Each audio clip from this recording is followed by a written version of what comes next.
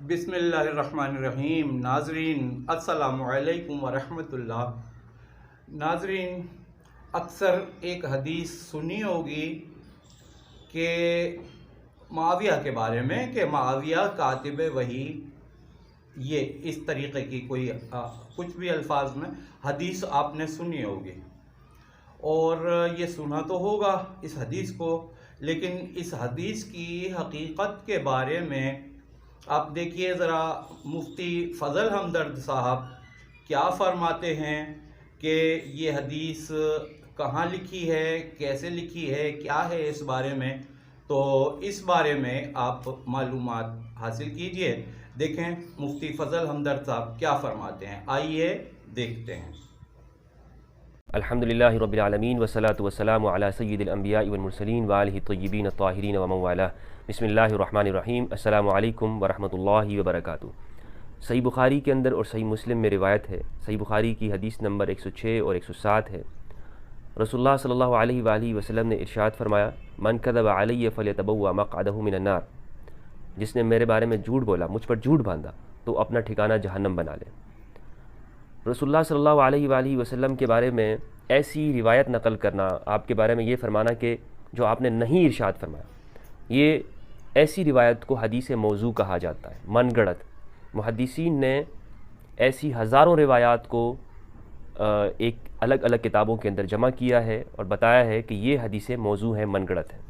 لیکن کچھ روایتیں ایسی ہیں کہ جو ہماری صحیح کتابوں کے اندر بھی موجود ہیں، ان کے بارے میں بھی جو درایتاً اگر ان کو دیکھا جائے تو وہ درست نہیں بیٹھتی ہیں۔ صحیح مسلم کے اندر بھی کچھ ایسی روایات ہیں کہ جنہیں ہمارے محدثین نے موضوع کہا ہے۔ بعض لوگ کہتے ہیں کہ نہیں، جب صحاح ستہ ہیں تو اس کا مطلب یہ کہ اس میں ہر روایت صحیح ہے، کوئی روایت موضوع نہیں ہو سکتی، ضعیف نہیں ہو سکتی۔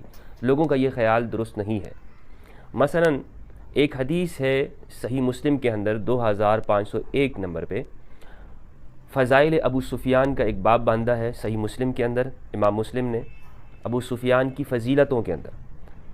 وہ روایت کیا ہے وہ میں آپ کے سامنے پیش کروں گا۔ یہ روایت کس درجے کی ہے، جب ہم اس کو یہاں آج مطالعہ کریں گے، اسٹڈی کریں گے، تو آپ خود ہی سمجھ جائیں گے کہ یہ روایت موضوع ہے، من گڑت ہے۔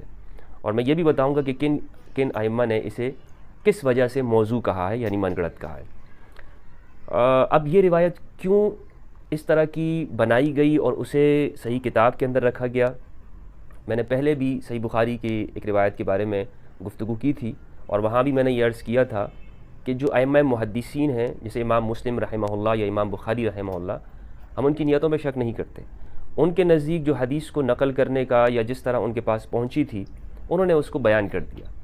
اب اور ساتھ میں اصول بھی بیان کیے ہیں، ان اصولوں کو ہم نے دیکھنا ہوگا کہ آیا یہ روایت ان اصولوں پر جو محدثین نے ہی وضع کیے ہیں، بنائے ہیں، یہ روایت پوری اترتی ہے یا نہیں اترتی۔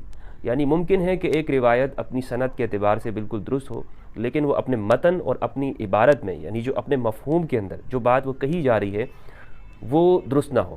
یعنی کوئی بات ایسی ہو کہ جس کی تحقیق کی جائے تو معلوم یہ ہو کہ واقعہ کے خلاف ہو وہ بات۔ تو یہ روایت کیا ہے اور اس میں سے اصل میں کیا چیز ثابت کی جا رہی ہے؟ صحیح مسلم کے اندر امام مسلم نے اس کا عنوان دیا ہے فضائل ابی سفیان صخر بن حرب، اور اس میں ہی معاویہ کے کاتب وحی ہونے کا بھی اس سے ہمارے ہاں لوگ استدلال کرتے ہیں اور کہتے ہیں کہ اس حدیث سے ثابت ہوتا ہے کہ معاویہ کو رسول اللہ صلی اللہ علیہ وآلہ وسلم نے کاتب وحی بنایا۔ تو پوری حدیث میں آپ کے سامنے پڑھتا ہوں۔ کہتے ہیں حدثنا اکرمہ حدثنا ابو زمیل حدثنی ابن عباس قال كان المسلمون لا ينظرون الى ابی سفیان ولا يقاعدونه۔ اکرمہ نے بیان کیا، انہوں نے، وہ کہتے ہیں ہمیں بیان کیا ابو زمیل نے، اور انہیں بیان کیا ابن عباس رضی اللہ تعالیٰ عنہ نے، کہ مسلمان ابو سفیان کو کچھ نہیں سمجھتے تھے، ولا یقاعدونہ، نہ ان کے ساتھ بیٹھنا پسند کرتے تھے۔ لا ينظرون الی ابی سفیان، اس کا ترجمہ یہ ہے کہ وہ ابو سفیان کو خاص اہمیت نہیں دیتے تھے، ان کی طرف دیکھنا نہیں دیکھتے تھے۔ فقال للنبی صلی اللہ علیہ وآلہ وسلم، تو ابو سفیان نے نبی صلی اللہ علیہ وآلہ وسلم سے یہ عرض کیا، یا نبی اللہ، اے اللہ کے نبی، ثلاث اعطنیہن، مجھے 3 باتیں عطا کر دیجئے۔ قال نعم، تو رسول اللہ نے ارشاد فرمایا نعم، جی ہاں۔ قال عندي احسن العرب واجمل، میرے پاس عرب کی سب سے خوبصورت اور جمیلہ عورت ام حبیبہ ہے، بنت ابی سفیان، یعنی میری بیٹی ام حبیبہ ہے۔ उज़व्विजु कहा, मैं उसे आपके साथ निकाह में देता हूँ। क़ाल नाम, रसूलुल्लाह ने फरमाया जी हाँ। क़ाल व मुआविया तजअलुहु कातिबन बैन यदैक, और मुआविया उसे आप अपने सामने कातिब बना दें, अपने लिए कातिब बना दें। क़ाल नाम, आपने फरमाया जी हाँ। क़ाल व तुअम्मिरूनी हत्ता उक़ातिल कुफ़्फ़ार कमा कुन्तु उक़ातिलुल मुस्लिमीन, और मुझे अमीर बनाइए कि ताकि मैं काफिरों के साथ कत्ल करूं जैसा कि मैं मुसलमानों के साथ क़िताल किया करता था। कुफ़ार को कत्ल करूं जैसा कि मैं मुसलमानों के साथ क़िताल किया करता था, मुसलमानों के ख़िलाफ़। क़ाल नाम, आपने फरमाया जी हाँ। क़ाल अबू ज़ुमैल, अबू ज़ुमैल कहते हैं वलौला अन्नहु तलब ज़ालिक मिनन नबी सल्लल्लाहु अलैहि वसल्लम मा अअताहु ज़ालिक, अगर वो ये चीज़ें ना मांगता तो रसूलुल्लाह कभी भी उसे ये ना देते। लिअन्नहु लम यकुन यसअलु शैअन इल्ला क़ाल नाम, क्योंकि रसूलुल्लाह की आदत मुबारक थी कि जो भी उनसे आपसे कोई चीज़ मांगता, तलब करता, तो आप जी हाँ ही कहते। मेरे आका की ज़बान पे कभी ना आता ही नहीं था। ये रिवायत है जनाब, एक रिवायत अबू सुफियान की फ़जीलत में आई है। अबू सुफियान की फ़जीलत में एक ही रिवायत इमाम मुस्लिम ने नकल की है। अब इससे आप अंदाज़ा लगा लीजिए। अब ये जो रिवायत है आपने इसको सुना, इसमें क्या बात है कि जिस पे मैं कह रहा हूँ कि ये रिवायत मनगढ़ंत है, झूठी है, रसूलुल्लाह के ऊपर झूठ बांधना है। ये मेरे सामने इमाम नववी रहमहुल्लाह की सही मुस्लिम की शरह है, इसकी जिल्द नंबर 8 है, दारुल किताब अल अरबी। इमाम नववी रहमहुल्लाह कहते हैं वालम अन्न हादल हदीस मिन अल अहादीस अल मशहूरति बिल इश्काल, ये उन अहादीस में से है कि जिस पे मशहूर अहादीस में से है कि जिस पे एतराज़ है। व वजहुल इश्काली अन्न अबा सुफियान इन्नमा अस्लम यौम फ़त्ह मक्का सनत 8 मिन अल हिजरा, उसकी वजह यह है कि अबू सुफियान 8 हिजरी में फ़तह मक्का के मौके पर इस्लाम कबूल किया। वहाज़ा मशहूर ला खिलाफ़ फ़ी, और ये इतनी शोहरत वाली बात है कि इसमें कोई इख्तिलाफ़ नहीं है, ये मुतवातिर बात है। वकान नबी सल्लल्लाहु अलैहि वसल्लम क़द तज़व्वज उम्म हबीबा क़ब्ल ज़ालिका बिज़मानिन तवीलिन, और एक तवील अरसा पहले उम्म हबीबा से रसूलुल्लाह ने निकाह कर लिया था। उम्म हबीबा से रसूलुल्लाह सल्लल्लाहु अलैहि वसल्लम ने निकाह फरमा लिया था। क़ाल अबू उबैदा कहते हैं व खलीफ़त इब्न ख़य्यात व इब्न बरक़ी वल जमहूर तज़व्वजहा सनत 6, 6 साल में, वक़ीला सनत 7, 7वें साल में आपने निकाह किया। तो कितना अरसा है, ये हबशा चली गई थी। तो उस मौके पर आप सल्लल्लाहु अलैहि वसल्लम मदीना में थे, और आपने मदीना में रहते हुए अपना जो वहाँ का वाली हबशा था वो वकील बना, उसने निकाह करवाया रसूलुल्लाह सल्लल्लाहु अलैहि वसल्लम के साथ। ठीक है, ये मशहूर बात है, तमाम मुहद्दिसीन ने लिखा है। आगे लिखते हैं क़ाल अल-क़ादी अयाज़ वख्तलफ़ू ऐन तज़व्वजहा, कब किया? फ़क़ील बिल मदीना बाद क़ुदूमिहा मिनल हबशा, कि जब वो हबशा से मदीना तशरीफ़ ले आई तो तब किया। वक़ाल जमहूर बि अर्दिल हबशा, लेकिन जमहूर कहते हैं कि हबशा में ही किया निकाह। क़ाल वख्तलफ़ू फ़ी मन अक़द लहू अलैहा हुनाका, फ़क़ील उस्मान वक़ील खालिद बिन सईद बिन आस बिइज़्निहा वक़ील नजाशी लिअन्नहु कान अमीरन लिमौदिअन व सुल्तानिही। क़ाल अल-क़ाज़ी वल्लज़ी फ़ी मुस्लिम हुना अन्नहु ज़व्वजहा अबू सुफ़ियान ग़रीबन जिद्दन। तो बहरहाल मुहद्दिसीन कहते हैं कि जो मशहूर बात है और जो सही बात है वो ये है कि नजाशी ने ही वहाँ हबशा में ही आपका निकाह करवाया था, यानी उम्मे हबीबा का रसूलुल्लाह सल्लल्लाहु अलैहि वसल्लम के साथ। तो एक इल्लत ये मालूम हुई कि अबू सुफियान कह रहे हैं इसमें कि मेरे पास अरब की सबसे खूबसूरत औरत है उम्मे हबीबा, मैं उसका आपके साथ निकाह कराना चाहता हूँ, हालांकि निकाह पहले हो चुका है। किस तरह से दोबारा से उसकी शादी, यानी वो ये कह रहे हैं कि मैं अपनी बेटी की शादी करा रहा हूँ। एक बात ये। दूसरी बात ये है कि इसमें उन्होंने ये कहा कि मुझे अमीर बनाइए। मुहद्दिसीन लिखते हैं कि ये बात साबित नहीं है कि रसूलुल्लाह सल्लल्लाहु अलैहि वसल्लम ने, इमाम नववी ने भी इसका ज़िक्र किया है कि कभी भी किसी जंग में अबू सुफियान को अमीर बनाया, यानी सारी जंगें तो वो अबू सुफियान ने इस्लाम के ख़िलाफ़ ही लड़ी, रसूलुल्लाह सल्लल्लाहु अलैहि वसल्लम के ख़िलाफ़। तो कौन सी जंग है जिसमें अमीर बनाया? ऐसी कोई जंग नहीं है, ऐसी कोई जंग नहीं है कि जिसमें अमीर बनाया, लिहाजा ये बात भी वो साबित नहीं होती। तीसरी बात यह है कि ये रसूलुल्लाह सल्लल्लाहु अलैहि वसल्लम की आदत मुबारक थी कि जो आपसे कोई ओहदा तलब करता था आप उसको नहीं देते। हाँ, ख़ुद नमाज दिया करते थे और बाकी दुनिया की हर चीज़ जो भी मांगता आप उसे इनायत फरमा दिया करते, लेकिन ओहदे के बारे में, इमारत के बारे में आप सल्लल्लाहु अलैहि वसल्लम से अगर तलब किया जाता तो आप उसको नहीं देते थे।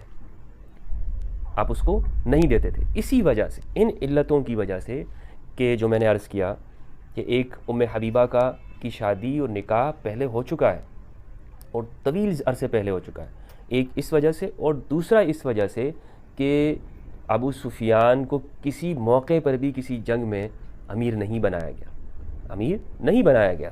تو یہ ثابت ہوتا ہے کہ یہ روایت جو ہے وہ موضوع ہے, اس درایتاً ٹھیک نہیں ہے. اسی بنا پر ابن حزم رحمہ اللہ نے کہا ہے کہ یہ موضوع ہے. اس بات کو امام نووی کہتے ہیں وفی روایت عن ابن حزم ایضا انه قال موضوع, وہ کہتے ہیں کہ یہ موضوع ہے, درست نہیں ہے. قال والآفۃ فیہ من اکرمہ ابن عمار, اور اس کی وجہ یہ ہے کہ اکرمہ ابن عمار جو ہے الراوی عن ابی زمیل, جو ابو زمیل سے روایت کرتا ہے, یہ اصل وجہ ہے. وہ اس کے بارے میں شک کرتے ہیں, یعنی سندن بھی ان کے نزدیک یہ بات درست نہیں ہے, یعنی یہ روایت ٹھیک نہیں ہے, سندن بھی یہ روایت ٹھیک نہیں ہے. اور اسی طرح امام ذہبی نے رحمہ اللہ نے سیر اعلام النبلاء کے اندر بھی اکرمہ ابن عمار کے بارے میں اس طرح کے گفتگو کی ہے. 12 محدثین نے اس روایت کے اوپر اعتراض نقل کیا ہے, اور تمام جلیل القدر ائمہ ہیں 12 محدثین. تو صحیح مسلم کے اندر کسی روایت کا ہونے کا مطلب یہ نہیں کہ جی بالکل آنکھیں بند کر لو, آمنا وصدقنا, جی بالکل یہ روایت ٹھیک ہے. دراصل جب امویوں کا دور آیا, بنو امیہ کے زمانے میں روایتیں گھڑی گئی, جھوٹی اور موضوع روایتوں کو گھڑا گیا. اب اس میں دیکھیں یہ کیا چیز ثابت کرنا چاہتے ہیں, یعنی معاویہ کا کاتب وحی ہونا, اور قرآن مجید بھی فتح مکہ کے بعد آپ دیکھیں کہ کتنا نازل ہوا. قرآن مجید کا بیشتر اکثر حصہ تو نازل ہو چکا ہے, اور یہ بھی ثابت نہیں کہ کوئی آیت انہوں نے لکھی ہو. اس پر انشاءاللہ گفتگو کریں گے, لیکن بہرحال اصل اس سے یہ چیز ثابت کی جا رہی ہے, مگر یہ ہوتی نہیں ہے, چونکہ پوری روایت جو ہے یہ موضوع ہے. اور ائمہ جلیل القدر ائمہ نے کہا ہے کہ اس روایت کا کوئی ثبوت یعنی نہیں ملتا ہے کہ یہ درست روایت ہو. تو ثابت یہ ہوا کہ یہ موضوع روایت ہے. اور ہمارے ہاں طلقاء کی فضیلتوں کے اندر جو روایتیں بیان کرنے کا طریقہ ہے کمزور سے کمزور. بعض آپ دیکھ لیں کہ مثنوی کے اندر ایک شیطان کی گفتگو ہے, اس سے فضیلتیں ثابت کی جا رہی ہیں. یعنی شیطان نے گفتگو کر لی, شیطان کسی کے پاس آ گیا اور اس نے گفتگو کر لی, تو یہ فضیلت ہو گئی. تو جب انہیں کچھ نہیں ملتا صحیح روایت, تو وہ یہ کام کرتے, یا تو انہوں نے موضوع روایتیں بنائی, اور یا انہوں نے قصے کہانیاں بنا کر اس سے وہ استدلال کرتے ہیں. آج ہم کسی سے اگر یہ کہتے ہیں کہ امام بخاری رحمہ اللہ کی صحیح کے اندر یہ روایت ہے, اس پر یہ اعتراض بنتا ہے, یہ تو فوراً لوگ اللہ یہ آپ کی یہ کس طرح سے بات کر, یہ کیسے ہو سکتا ہے, سالوں سے 1000 سال سے کسی محدث نے یہ بات نہیں کی, آپ یہ بات کر رہے ہیں. بھائی آپ پہلے سن رہے ہیں, آپ ابھی غور کر رہے ہیں, تو اس کا مطلب یہ نہیں ہے کہ پہلے کسی کے ذہن میں سوال نہیں پیدا ہوا. اب ابن حزم رحمہ اللہ نے مسلم کی روایت کو موضوع کہا ہے, تو اس کا مطلب یہ تھوڑی ہوگا کہ وہ منکر حدیث ہے یا حدیث سے انکار کر رہے ہیں. حدیثوں سے انکار مقصد نہیں ہے, بلکہ یہ تو حدیثوں کا دفاع ہے. رسول اللہ صلی اللہ علیہ وآلہ وسلم کی طرح جھوٹی بات منسوب کرنا کتنا بڑا گناہ ہے. تو ہم تو حدیثوں کا دفاع کر رہے ہیں, ہم کوئی حدیثوں کو یعنی اس کو موضوع نہیں بنا رہے کہ جی حدیث ایسی کام ہے. نہیں, حدیثوں کا انکار تو کیا ہی نہیں جا سکتا, ہم منکر حدیث تو نہیں ہے. رسول اللہ صلی اللہ علیہ وآلہ وسلم کا فرمان حق ہے, سچ ہے, اور اس میں شک نہیں کیا جا سکتا. لیکن کیا اس کی سند رسول اللہ صلی اللہ علیہ وآلہ وسلم تک متصل بھی ہے, پہنچتی بھی ہے, اور کہیں اس کے اندر کوئی کمزور راوی تو نہیں ہے, کہیں وہ واقع کے خلاف تو نہیں. تو یہ ساری چیزیں دیکھی جاتی ہیں. لیکن عقیدت جب انسان کی عقل کے اوپر سوار ہو جائے اور جذبات جو ہیں وہ حواس پہ غالب آ جائیں, تو پھر یہی ہوتا ہے کہ جناب نہیں, آپ کس طرح سے اس کو موضوع کہہ رہے ہیں, آپ انکار کر رہے ہیں وغیرہ وغیرہ. اللہ سبحانہ و تعالیٰ عقل اور فہم عطا فرمائے. والسلام علیکم ورحمۃ اللہ وبرکاتہ.